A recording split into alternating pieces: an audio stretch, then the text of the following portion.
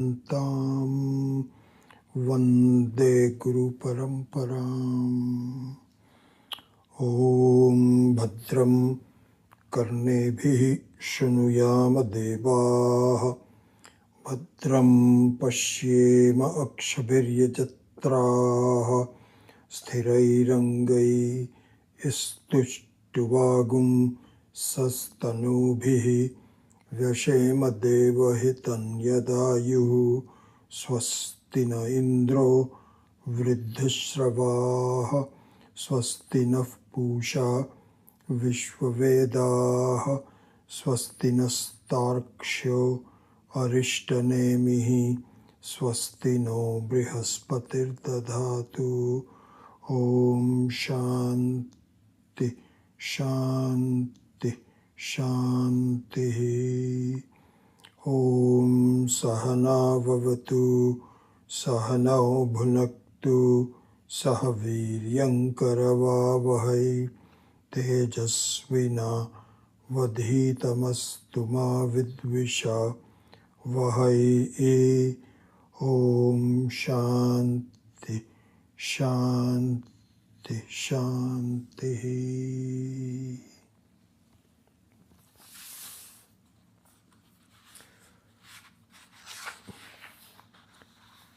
नान्तः प्रज्ञं न बहिष्प्रज्ञं, न उभयतः प्रज्ञं न प्रज्ञानघनं, न प्रज्ञं नाप्रज्ञम्, अदृष्टम् अव्यवहार्यम्, अग्राह्यम् अलक्षणम्, अचिन्त्यम् अव्यपदेश्यम्, एकात्मप्रत्ययसारम् प्रपञ्च उपशमं शान्तं शिवम् अद्वैतं चतुर्थं मन्यन्ते स आत्मा स विज्ञेयः।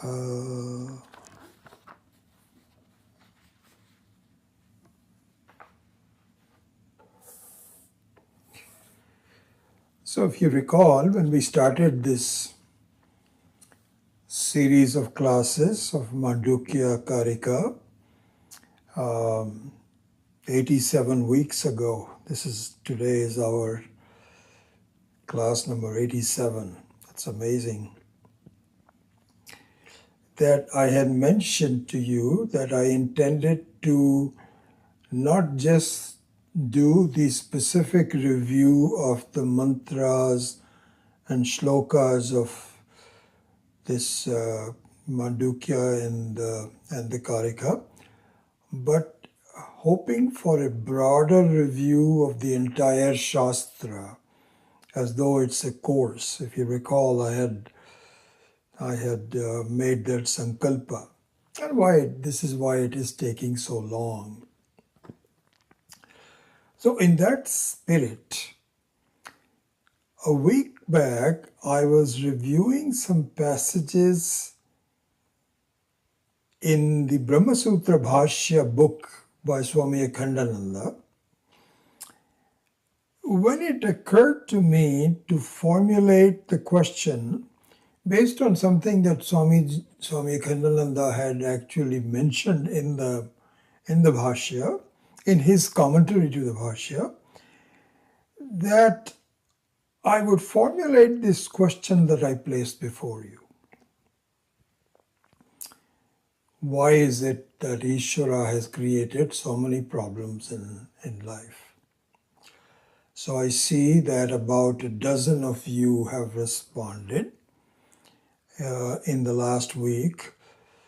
If you did not respond, it could be that you were busy or you were traveling, or that you thought about it but never expressed it, or that you didn't think about it and you don't care, whatever the reasons might be.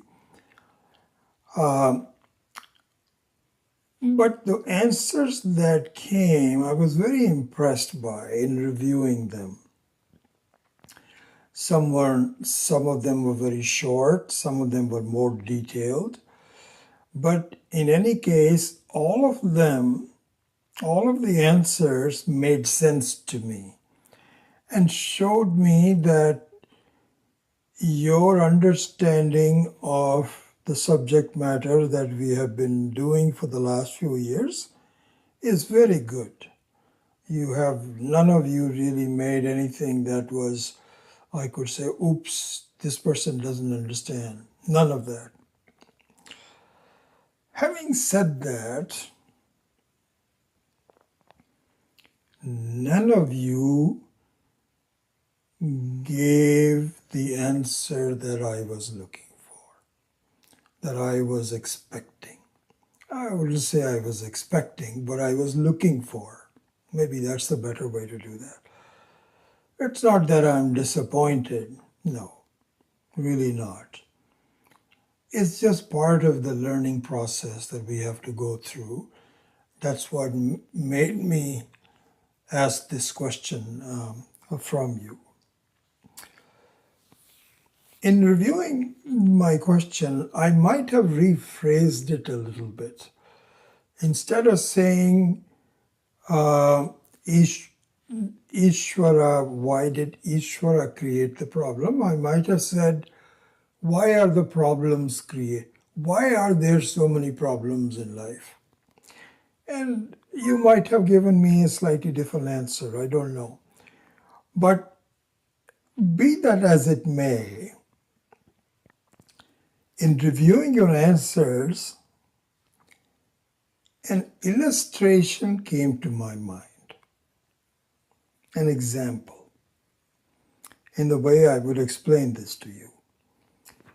So this was in the form of a story that Swami Dayananda Saraswati, my guru, was very fond of reciting. I have heard it from him more than once, and that's why I will never forget it. So let me repeat that story to you first. You must understand the story, and then its applicability to the question that I'm asking. The story goes as follows. I hope you might have known there is a fictional series of stories of Sherlock Holmes and Dr. Watson. This was written by Dr. Arthur Conan Doyle somewhere in the end of 1800s, 1890 to 1920. So it was a series of them published in the form of kind of dialogues between Sherlock Holmes and Dr. Watson. Pretty much like, we used to have Akbar and Birbal stories in India. So something like that. This is how it was, a series of dialogues. So in that illustration,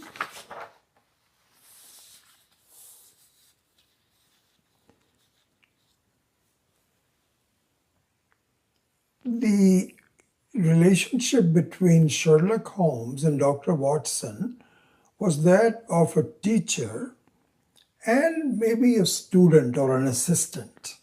Because Dr. Watson, even though he was very intelligent and well accomplished person, he had read a lot. But in terms of how do you solve these problems, he was attached to Sherlock Holmes, who was an expert in finding out who committed murders in UK, who committed crimes, and to really get to the bottom of it. So this was the relationship between them. Now, here's how the story goes. Normally, the two of them are city dwellers in London. So the whole finding out the criminals was all done in the city. So one day, Sherlock Holmes suggested to Dr. Watson, he says, we've been in the city all our life, And the city lives don't allow us to see the stars in their brightness. And it would be nice to spend some time away from the city in a rural area where we can just go and have maybe a barbecue. And in fact, I'm willing to get a tent. So they bought a nice tent and they could just sleep there during the night and then do some stargazing and so on. So they did that. So Dr. Watson also agreed. So the two of them went and they pitched the tent and, you know, lit up a fire, did a barbecue, had a nice meal. Then they retired in the middle of the night to go to sleep. This is what the story is. In the middle of the night, Sherlock Holmes heard some noises and woke up. And Dr. Watson was asleep, still asleep. So he shook him up and said, "Watson, wake up, get up."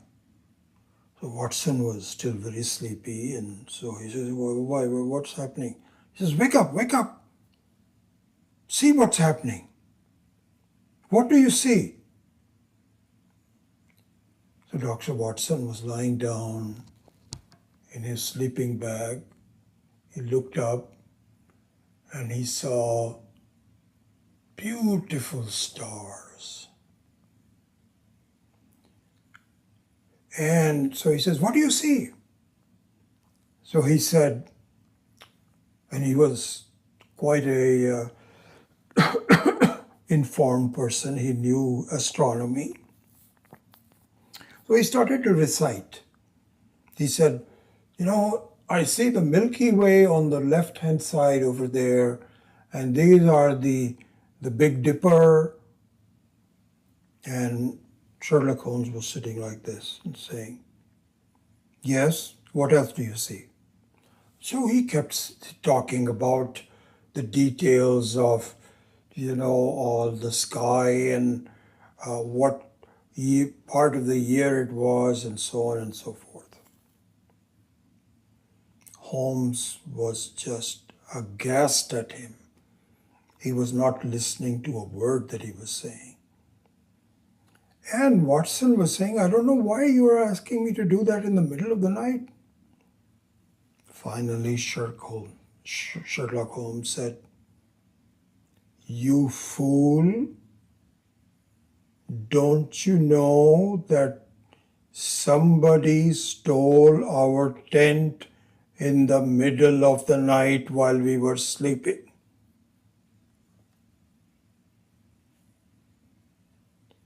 Watson said, "Oh my God, I didn't think of it. You were right. This is the story." Okay. So, why am I saying this? So let's now get into it.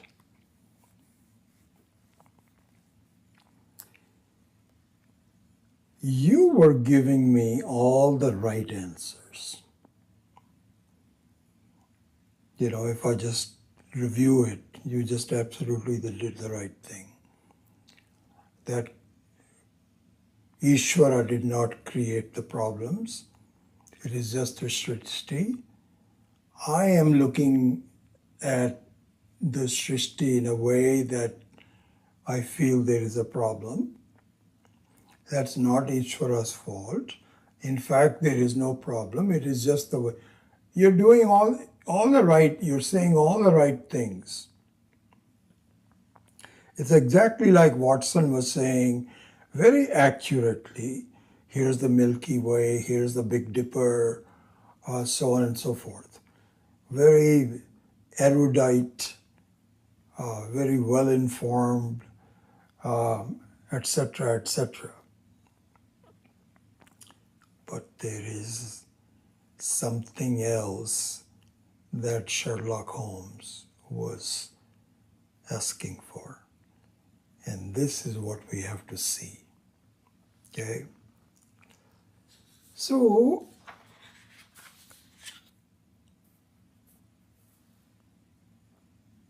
what we have to see is you are, and maybe you know all this. It's not as though you don't. I'm just asking you for formulating an answer.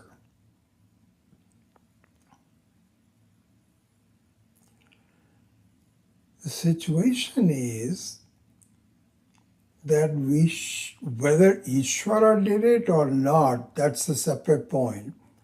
We should see a problem in the world. And we do. That question occurs in our mind all the time. Anytime there is a big tragedy, anytime there is a terrorist attack, anytime there is a person who takes a Sten gun and kills, 20 students in a small school, anytime there is a murder, anytime there is an earthquake, anytime there is an unexpected thing, you wonder why. Why is it happening? But you reconcile it, you go on with leading a life. You still, after, those feelings are gone in a matter of hours, if not minutes.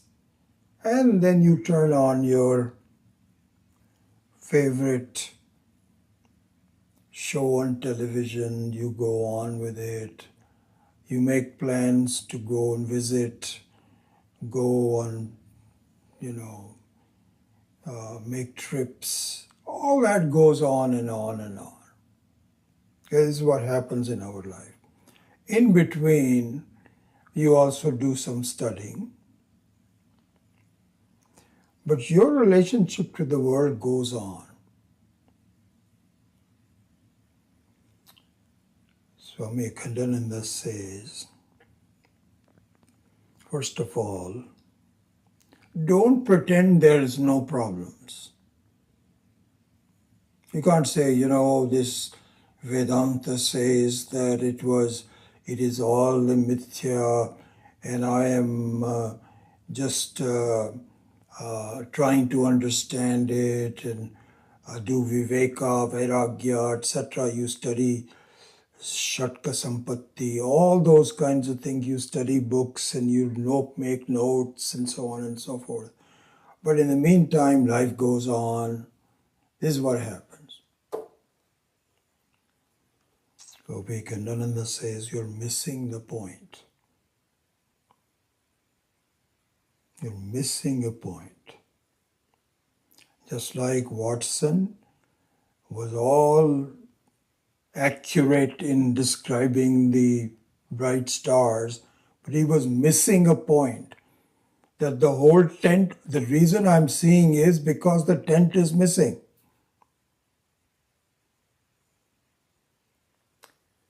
What point are we missing?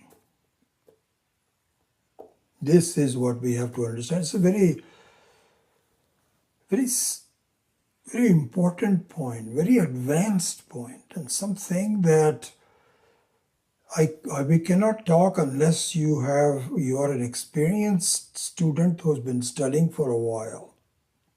You cannot talk like this. We cannot talk like this to anybody.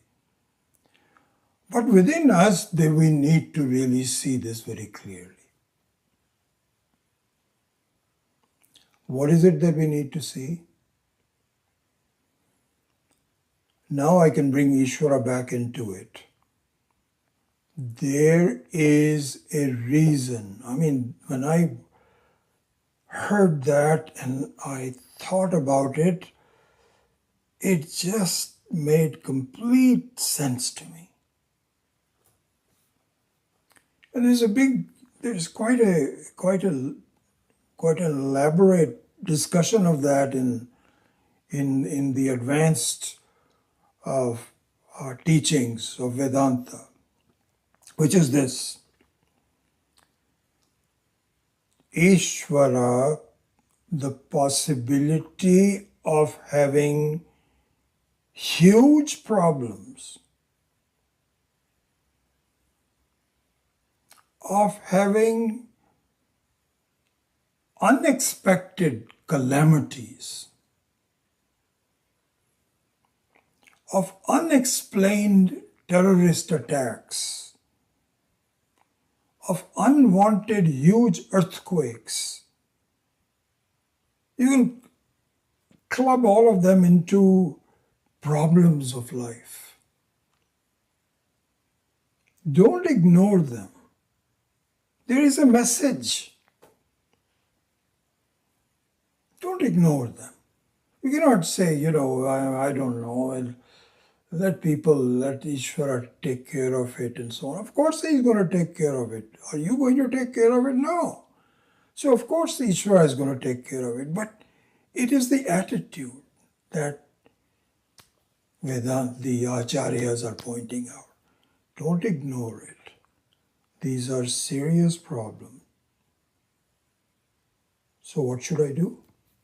Okay, so I understand they are very serious problems. Danger, there is danger.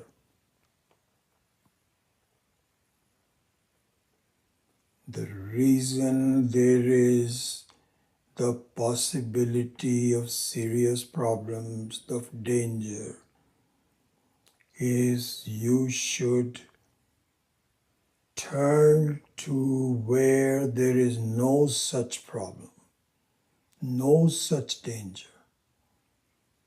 Take refuge in it as quickly as possible. There is a storm outside. There are fires raging. Don't go out and play with it. Don't ignore it. Come back to your own refuge. And this is an amazing refuge. It is not temporary. It is not relative. In fact, it completely insulates you from the world's problems. Do that very quickly. See the problems as being very real. Real in the sense that don't ignore them. Don't belittle them. They're meant for you to. This is what is called vairagya towards life. This is a very important thing. And so this is now explained in great detail with logic, with examples, with supporting data and so on. And what it says is we want to go to a next stage of the explanation. This is all part of the advanced learning of Vedanta, which is this. First of all, we should know, and we all know this, that the opportunity to be a human being is an amazing opportunity.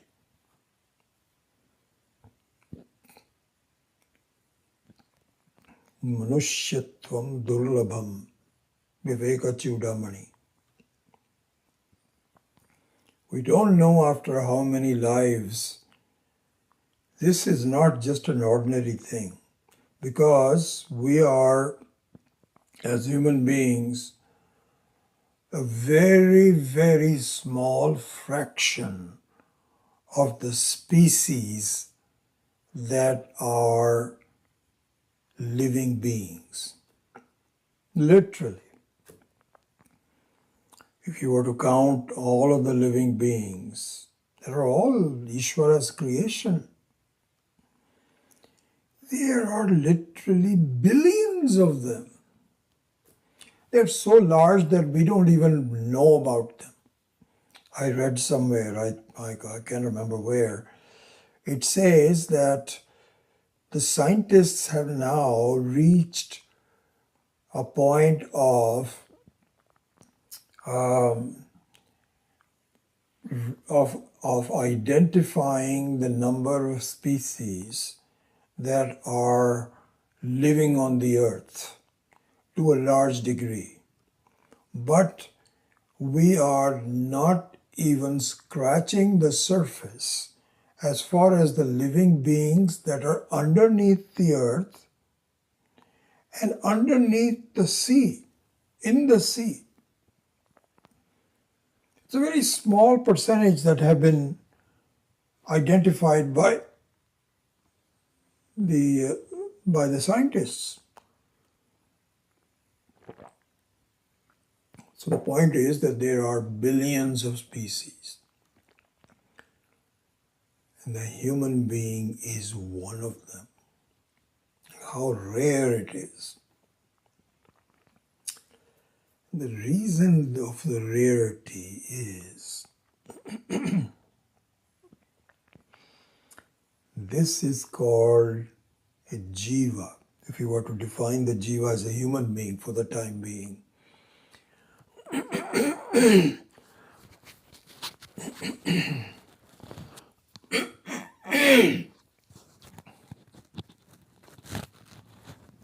as a Manukya, the reason we are a jiva is to understand we are not a jiva.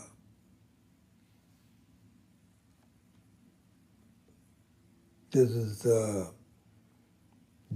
is the basic message.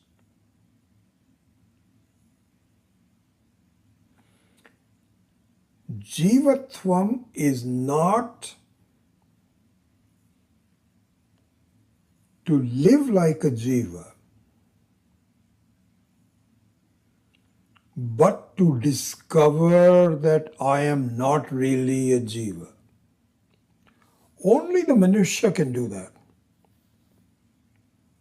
You know very well that the whole srishti of the other species is they cannot do that. The possibility of freedom is only given to the human beings. So now the human being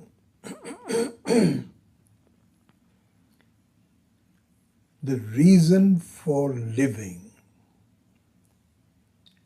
is to know I am not a limited being.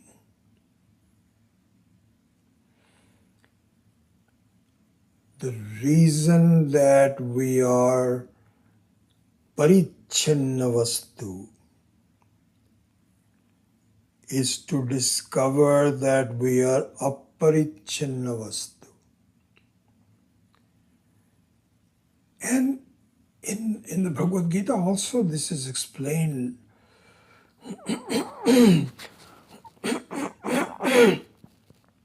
And this is given in so many texts. That, for example, we have both dharmic actions, which are correct actions of being in harmony with the world, means helping others and so on. This is a dharmic action. Then there is adharma actions. Adharmic actions means violence, robbery, talking untruth, cheating. This is all our dharma.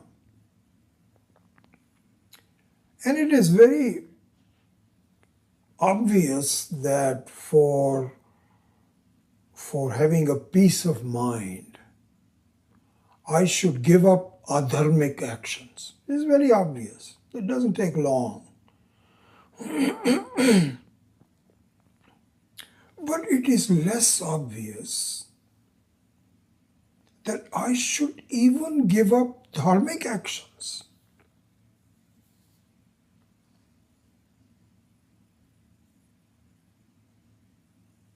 That doesn't seem the right. I think I want to do the right thing. This is a very important message of advanced Vedanta, that eventually you have to give up dharma also. Not only adharma, but dharma. And this is not easy to understand. You have to really delve into it. Why? And this needs so much discussion, so much viveka, but here is the answer. Both dharma and adharma requires the reality of jiva. I am a karta, I am a bhokta, I am a participant in life, isn't it? And then what I do with it is up to me. If I'm wiser, I will give up adharma. But I hang on to dharma.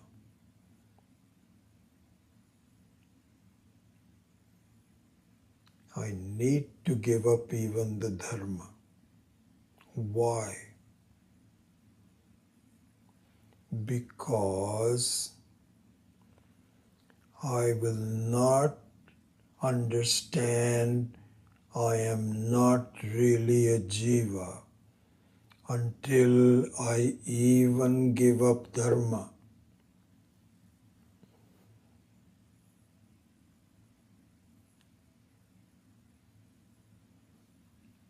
If you don't believe it, look at the concluding verse of the Bhagavad Gita, 18th chapter, I believe it's number 63. Sarva dharman parityajya mam ekam sharanam vraja ahantva sarva papebhyaha mokshayishyami na shuchaha.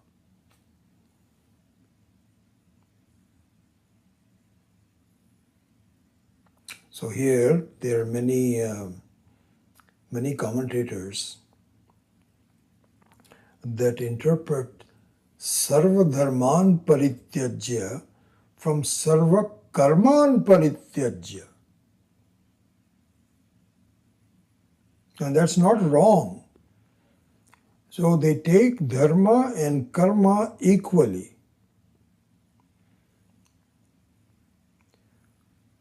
But Swami Akhandananda has pointed out very convincingly to me is that Sri Krishna specifically wants you to give up dharma. And we will see how in a minute. We will see some of the implications of this. Sarva dharman parityajya. The reason you have to do that is because, see, here's the thing, we have to have a complete understanding. So we have talked about the fact in a few classes ago, these are all fundamentals that we have to clearly understand, otherwise it doesn't really, my freedom is not fulfilled. There is one thing called adhyaropa apavada, right? That really my sense of life is an adhyaropa. Just like you think that in the in the Jagrat Avastha, everything is real. It isn't. And the reason is that there is an Adhyaropa. But the Adhyaropa is not an Adhyaropa until there is an Apavada. This needs to be understood. By simply saying this is an Adhyaropa, this is a superimposition. This is a superimposition.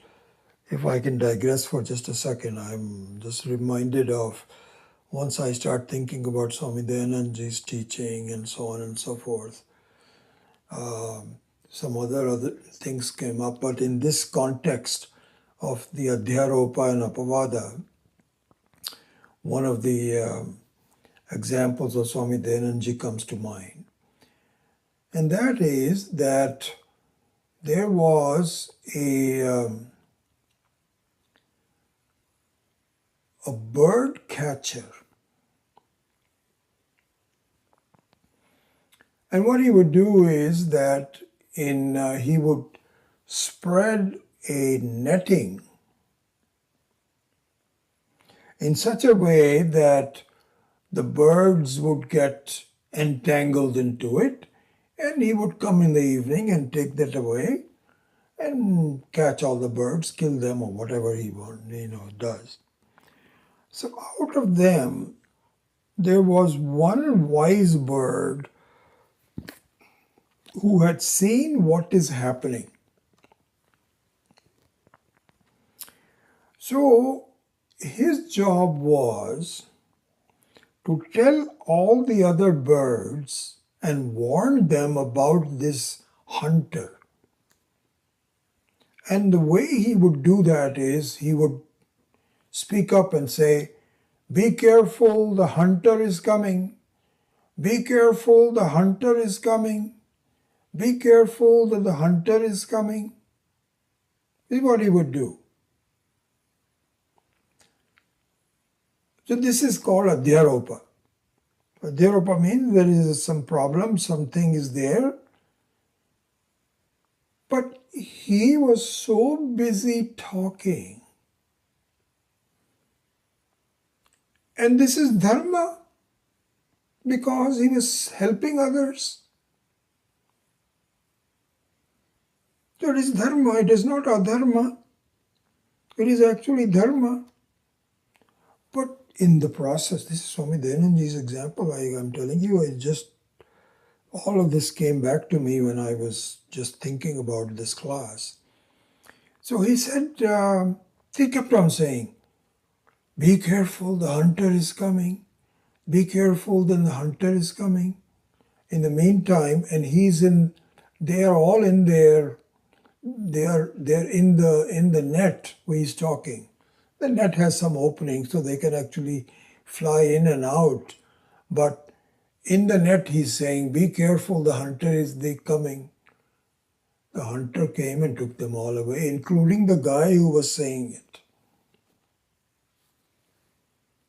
So the message of this illustration is,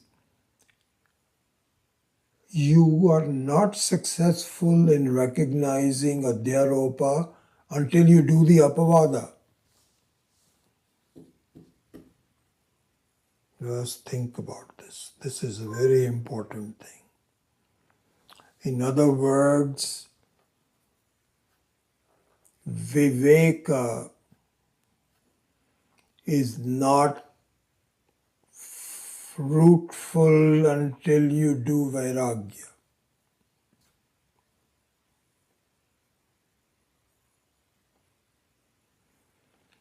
And Viveka meaning, this is how it works, this is mithya, Ishvara does not have anything, we have to do it, it is up to me to do it, this is the theory, this would make sense, this is what needs to be done.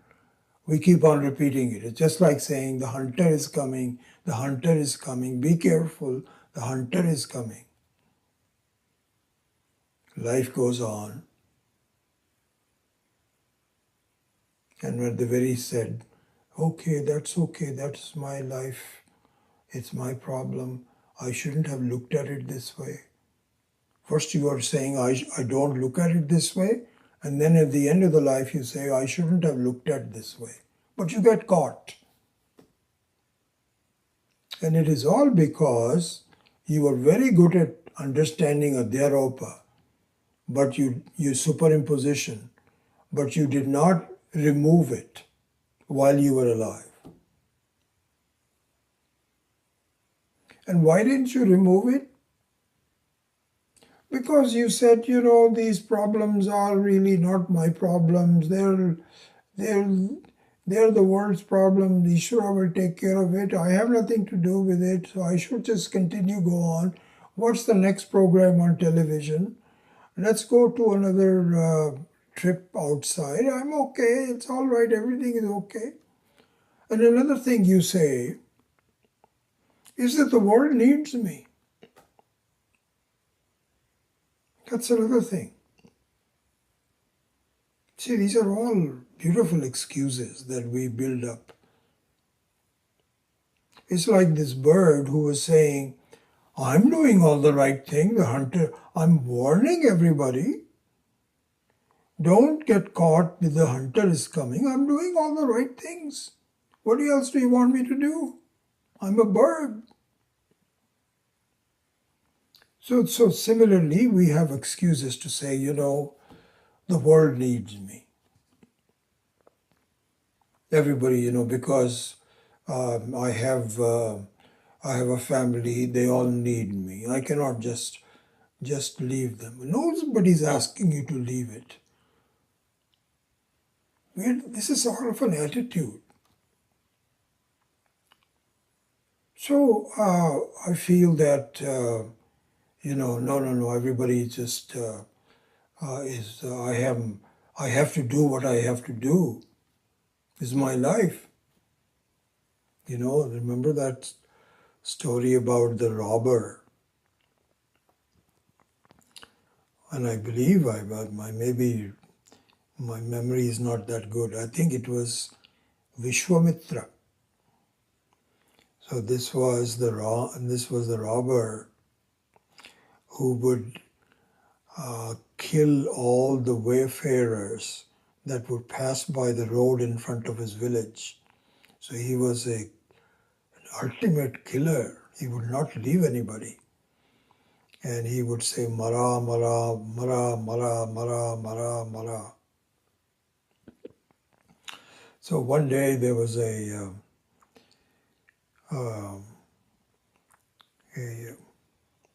wise man, a Mahatma who was passing by.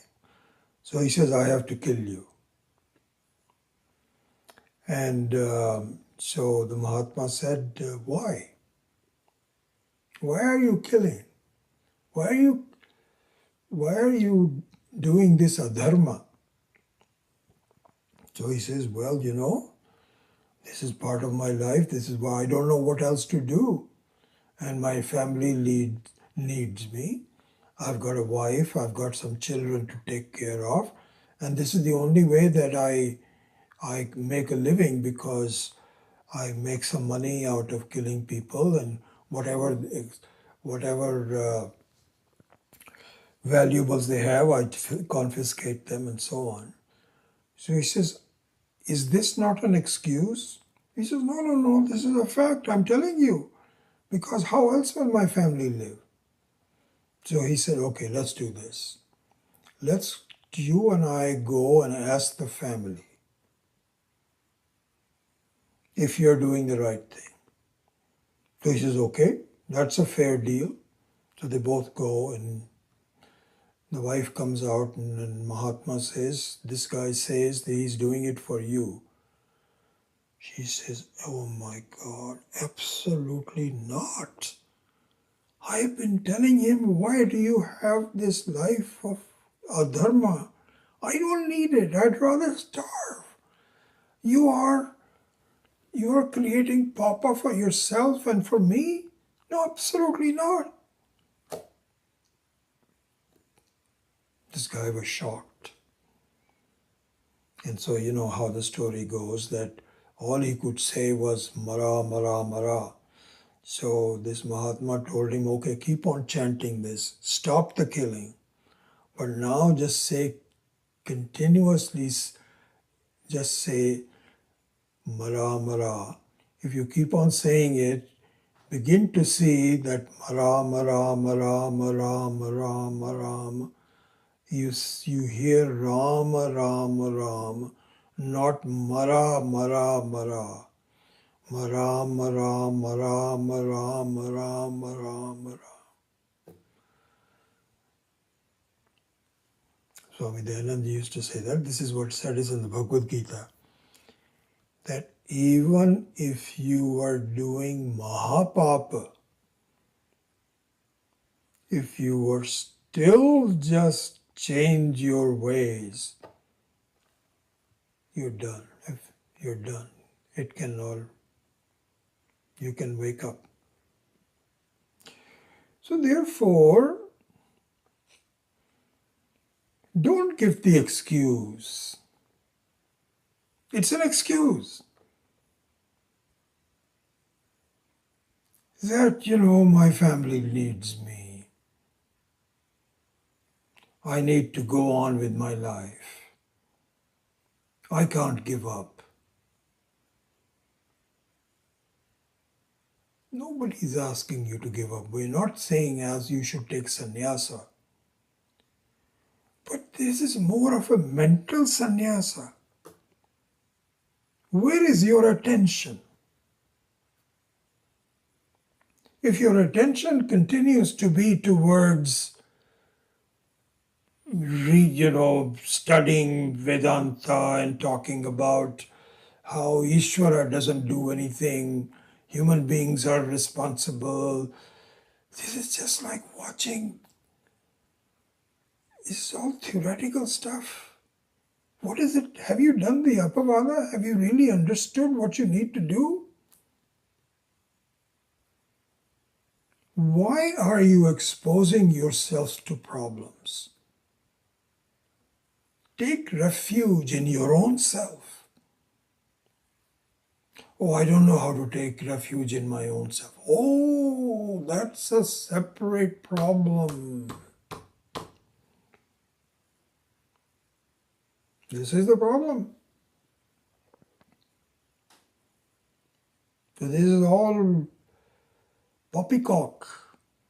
Viveka, Vairagya, and Shatka Sampatti, this, that, or the other, reading books, and so on. If you don't understand what taking the refuge in your own self, what does it mean? And this is why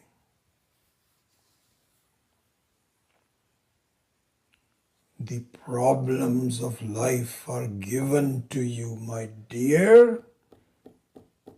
If you don't believe me, I'm not telling you this. Go and read some of the books by Swami Akhandananda. He says, Ishvara created adharma. Created it. Don't say he didn't create anything. We can look into this whole creation business separately. But the idea of having severe problems in life is, why do I make myself exposed to them? Why can I not just be secure in my own self? This I need to know. It's not clear. Life is passing.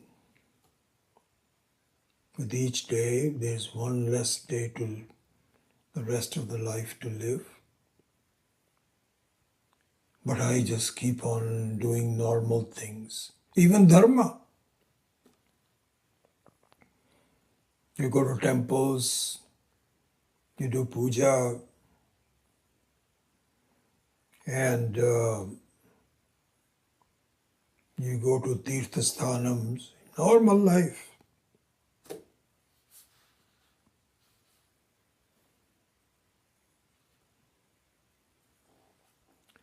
So, sarvadharman parityajya means that don't waste time even doing dharma. At the very most, you have to just live, you have to eat, and you have to feed the family. Go, that's not a big thing. But look at your own life. How much time are you spending? How serious are you in understanding? If not, then you haven't done the apavada. You're just, viveka is wasted on yourself. Viveka is not just an academic thing. There's Atma and there is Anatma, there is Satyam and there is Mithya. Now you feel very good. These other people don't understand it. I can explain it to them. Oh, really? Oh, there's Atma. Oh, I see. And there's, see how the Mithya changes and the Atma doesn't change. Oh, yeah, I understand that. Okay, good. To conduct some classes, doing this, that, or the other. Are you free? If not, aren't you fooling yourself?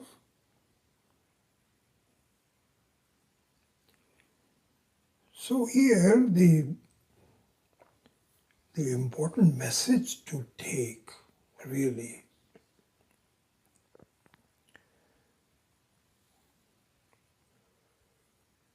so this is a very interesting thing, really. This is just look at the whole structure,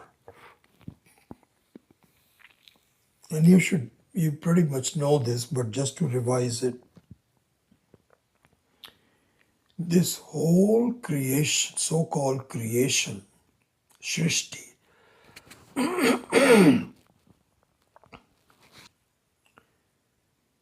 is something that does not begin and end. It is what it is always. Always, in the sense that even time and space are part of the Srishti. Sorry.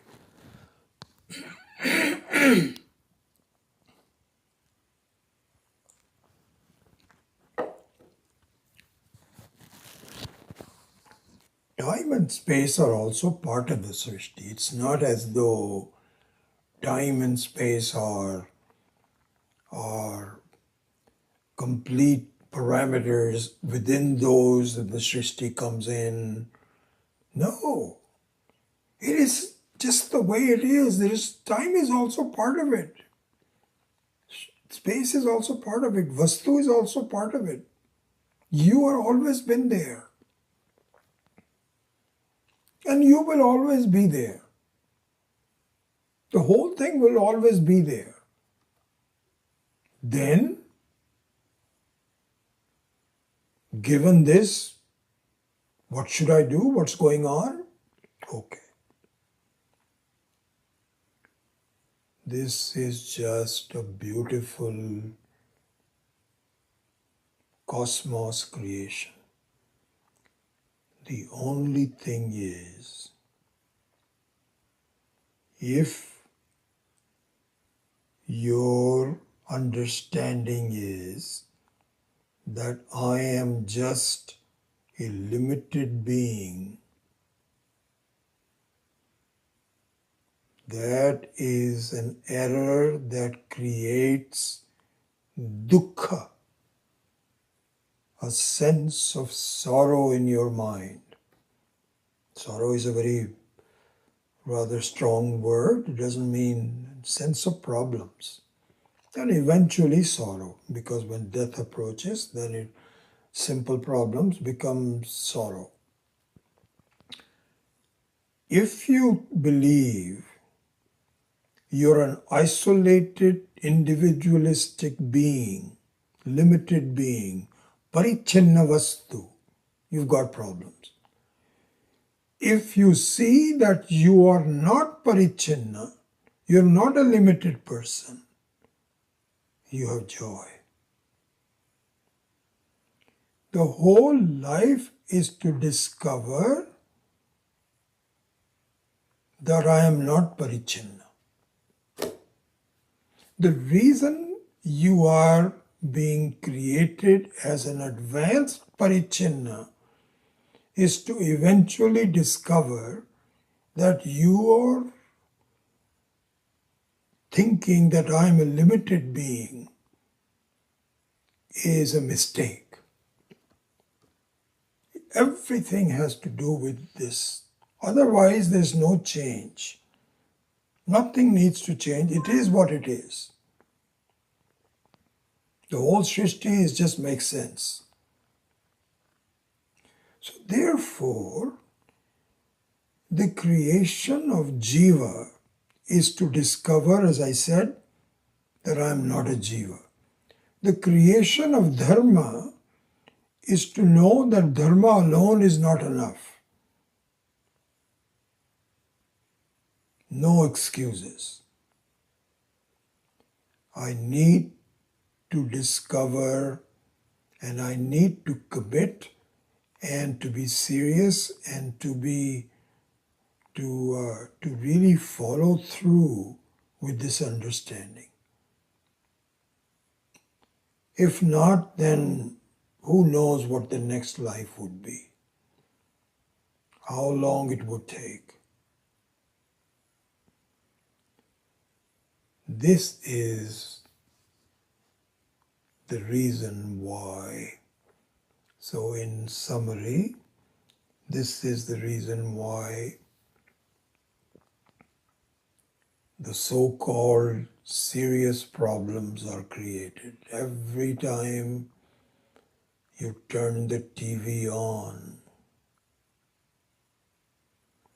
just this earthquake from Myanmar is to understand I need to rush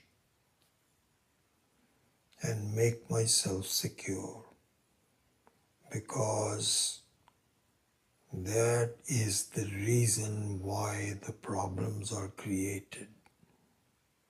Precisely the reason. And I need to take it seriously. I cannot just say, oh, there is no problems, I am free. You're just pretending.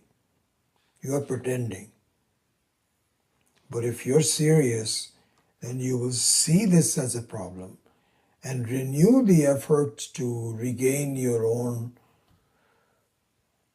the sanctity and the very security of the self. This is the message that was conveyed in that question.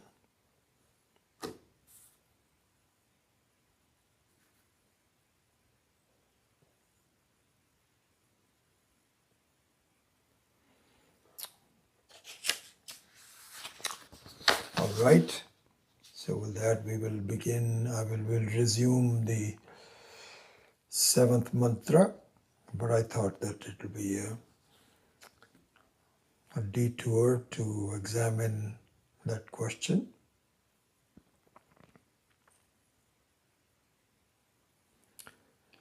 Om asatoma satkamaya tamasoma jyotirgamaya mrityorma amritam gamaya. Om purnamadav purnamidam purnat purnamudachyate purnasya purnamadaya purnameva vashishyate. Om shanti shanti shanti. Hari Om. Shri Gurubhyo Namaha. Hari Om. So next Saturday we will not have this class because of Swami Bhaktatmananda, who will be visiting for some beautiful series of talks next weekend. And because you'll be very busy through that weekend, The immediate Tuesday after that also we will take some rest for you, and so we will not have next Saturdays, and the following Tuesday. I will have a class this Tuesday, coming Tuesday, but not the one following Swami Muktatmananda's visit, when I will send it to you in the WhatsApp as well. Okay.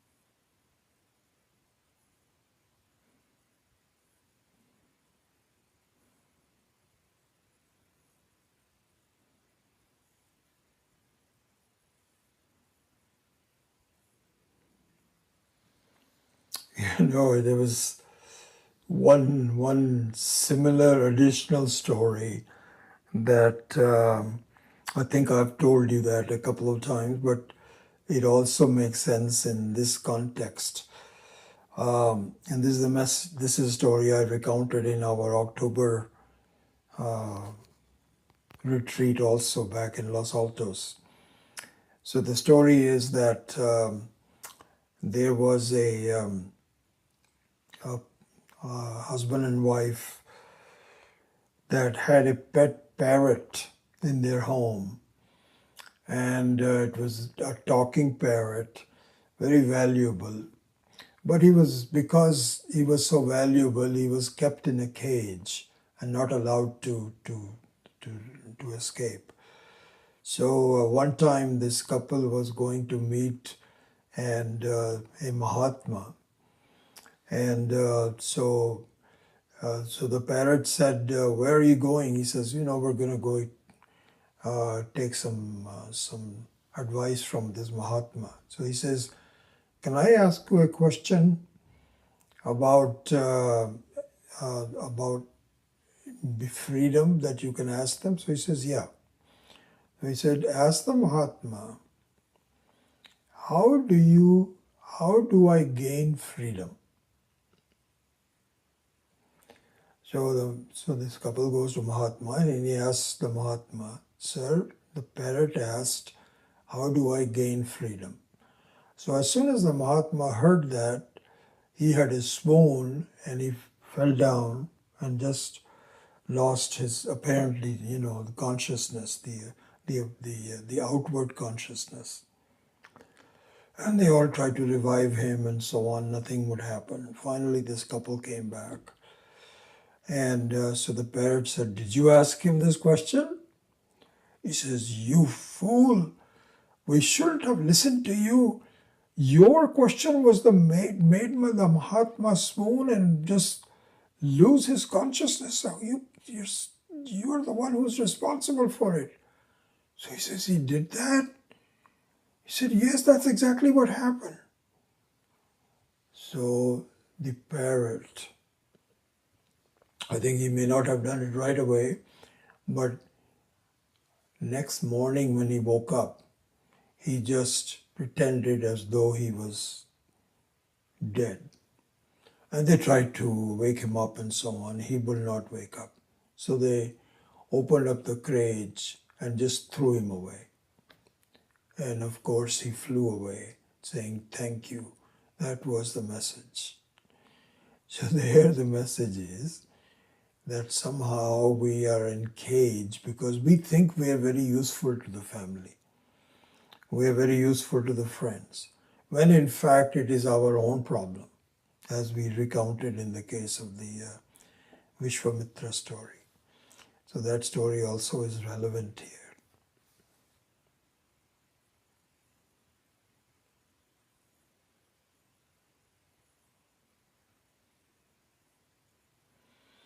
All right, we'll hope to see you in Swami Muktatmananda's retreat, and after that we will resume our seventh mantra.